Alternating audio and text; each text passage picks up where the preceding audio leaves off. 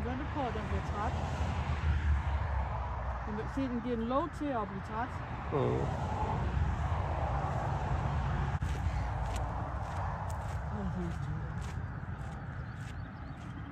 Ja. Ikke så let. Hvis den kan komme derud i det der grøde der, så kan den godt risikere, at den er væk.